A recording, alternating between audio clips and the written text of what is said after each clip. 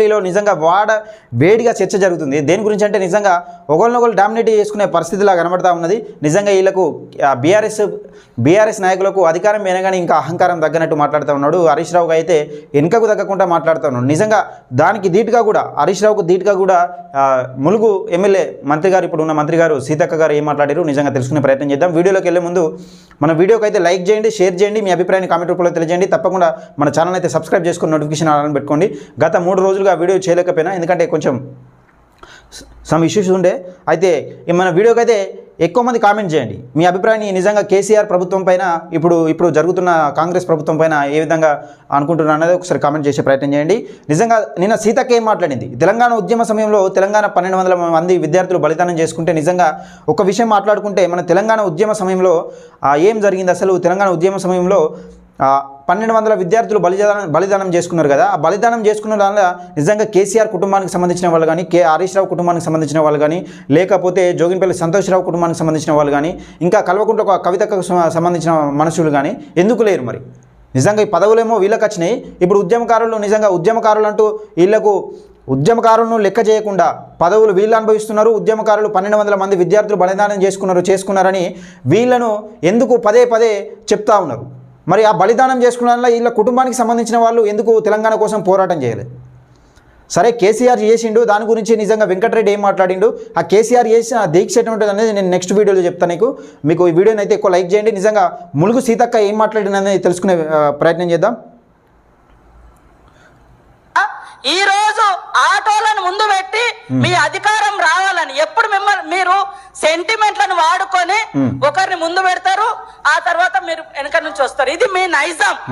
గతంలో కూడా అగ్గిపుల్లలు దొరకక డ్రామాలు చేస్తే పాపం వేరే పిల్లలు ఆత్మహత్య చేసుకున్నారు. ఇది హరీష్ రావు నిజంగా ఇప్పుడు బీఆర్ఎస్ పార్టీలో హరీష్ రావు నిజంగా కేసీఆర్ తర్వాత సీఎం అయ్యే అర్హత మొట్టమొదటిసారిగా ఎవరికైనా ఉందంటే నిజంగా హరీష్ రావుకు ఉన్నది.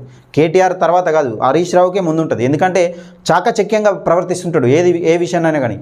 అటు నిజంగా సిద్దిపేటలో ఏం జరుగుతుంది, ఎందుకు ముందుకు రానియలేకుండా పోతున్నారంటే హరీష్ రావు తెలివితేటల వల్లనే ఎవరు ముందుకు రాలేకుండా పోతున్నారు. ఎందుకంటే డబ్బు లేక కాదు. కానీ ఇప్పుడు మైనంపల్లి హనుమంతరావు నిజంగా హరీష్ రావుకు తగిలిండు. మరి ఏం జరుగుతుందో చూద్దాం. అయితే మొత్తానికి తెలంగాణలో సెంటిమెంట్ను రెచ్చగొట్టి వీళ్ళు తెలంగాణ ఎన్నికలు వచ్చినప్పుడల్లా ఆంధ్ర తెలంగాణ సెంటిమెంట్ తీసుకొస్తారు. ఎప్పుడైనా గుర్తుపెట్టుకున్న ప్రజలారా, అంతకుముందు ఎలక్షన్స్ వచ్చినప్పుడల్లా ఇటు నాగార్జున సాగర్ నీటి గురించి కష్టాలు కానీ, అటు శ్రీశైలం తీసుకొస్తారు. ఏదో ఒకటి తీసుకురావాలి, సెంటిమెంట్ రెచ్చగొట్టాలి, ఓట్లు దండుకోవాలి. నిజంగా అదే 1200 మంది విద్యార్థులు బలిదానం చేసుకుంటే అందరికీ అగ్గిపెట్టె దొరికింది. ఇప్పుడు వాళ్ళ బలిదానం అయిన వాళ్ళకు అగ్గిపెట్టె దొరికింది. కానీ ఈయన గ్యాస్ పోసుకున్న తర్వాత, హరీష్ రావు గ్యాస్ పోసుకున్న తర్వాత మరి ఈయనకు అగ్గిపుల్లలు ఎందుకు పనిచేయలే, కనీసం ఒక అగ్గిపెట్టె ఎందుకు లేదు అంటే వీళ్ళు సెంటిమెంట్ని రెచ్చగొట్టి వీళ్ళ పరంగా కొంత విద్యార్థులు కానీ ఉద్యమకారులు కానీ ఉద్యమం చేసిన వాళ్ళు రెచ్చిపోయి వాళ్ళు కాలబెట్టుకుంటే వీళ్ళకి మంచి పేరు వస్తుంది అనే ఉద్దేశంలో కొద్దీ దయచేసి రెచ్చగొడతా ఉన్నారు. ఆటో నిజంగా ఆటో డ్రైవర్లకు కానీ ఆటో యూనియన్లకు కానీ ఇప్పుడు ఓనర్లకు కానీ నేను చెప్తా ఉన్నా ఏంటంటే మీరు డైరెక్ట్గా గవర్నమెంట్తో చర్చించండి. వీళ్ళ మాట నమ్మి రెచ్చిపోయారు అనుకో మీకు ఎందుకంటే మీరు నష్టపోయే అవకాశం ఉన్నది. కాబట్టి దయచేసి ఈ వీడియోని ఎక్కువ మందికి షేర్ చేయండి, లైక్ చేయండి. అలాగే హరీష్ రావు కుట్రలు ఇట్లా ఉంటాయి, సెంటిమెంట్ను రెచ్చగొట్టడంలో కీలక పాత్ర పోషిస్తాడు హరీష్ రావు. ఇటువంటి విషయాలు ఉంటాయి హరీష్ రావు, దయచేసి అర్థం చేసుకోండి. వీళ్ళు చేసిన అవినీతి బయటపడుతుందని మీరు ఒక్కొక్కరు వాడుకుంటూ ఉంటారు. దయచేసి వీళ్ళకి ఎమ్మెల్యేలకు కూడా తెలియని పరిస్థితి ఏంటంటే, ఇప్పుడు ఓడిపోయిన ఎమ్మెల్యేలకు కూడా తెలియని పరిస్థితి ఏంటంటే వీళ్ళను ముందట వేస్తాడు.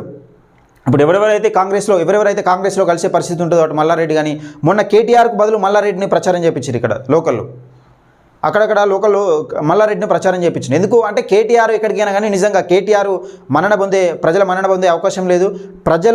ప్రజలకు నిజంగా కేటీఆర్ మొహం చూస్తేనే ఇష్టపడతలేదు, అటువంటి పరిస్థితి ఉన్నది. దయచేసి ఈ వీడియోని ఎక్కువ మందికి షేర్ చేయండి, లైక్ చేయండి.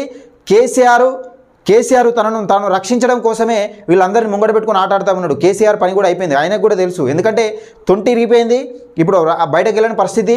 కేసీఆర్ కూడా తెలంగాణ ప్రజలు ప్రతిపక్షంలో కూర్చొని పెట్టి ప్రజల కోసం కొట్లాడమని చెప్తే కేసీఆర్ కూడా నిన్న అసెంబ్లీకి రాని వైనం చూసిరు మీరు. ఎందుకంటే నిజంగా చిత్తశుద్ధి ఉంటే, ఒకవేళ ప్రజల కోసం కొట్లాడాలనే ధ్యాస ఉంటే కేసీఆర్ ఎందుకు రావద్దు మరి? ఇప్పుడు ఎప్పటిలాగా కొట్లాడాలి కదా. అంతకుముందు ఉన్న ఇప్పుడు అధికారం ఏందని అహంకారం, నిజంగా అదే అహంకారంతో వీళ్ళతో కొట్లాడితే అయిపోద్ది కదా. ప్రజల సమస్యలకు ఉన్నాయి, వీళ్ళు చేసింది అవినీతి, వీళ్ళ అవినీతి భాగోతాలు ఎక్కడ పడతాయో అని ముందుకు రాకుండా ముఖం చూపించకుండా ఉంటున్నాడు. దయచేసి కల్వకుంట్ల కుటుంబాన్ని తెలంగాణ నుంచి బీఆర్ఎస్ పార్టీని నమ్మకుండా చేయండి. ప్రజలు కాంగ్రెస్ వైపు ఉన్నారని ప్రజలు తీర్పిచ్చిర్రు, ఇలా నమ్మకుండానే తీర్పిచ్చిర్రు. లేకపోతే నిజంగా కాంగ్రెస్ పార్టీ ఏదో 6 గ్యారంటీలు అమలు చేస్తుందనే కాదు, మొత్తానికి తెలంగాణలో బీఆర్ఎస్ పార్టీ కల్వకుంట్ల కుటుంబం సంబంధించిన పరిపాలన పీడ విరగడ కావాలనే ఉద్దేశం కొద్దే తెలంగాణ ప్రజలు స్పష్టమైన తీర్పిచ్చిరు. దయచేసి దాన్ని అనుసరిస్తూ ముంగడికి రణవాలని మనస్ఫూర్తిగా కోరుకుంటున్నా. ఈ వీడియోని ఎక్కువ మందికి షేర్ చేయండి, లైక్ చేయండి.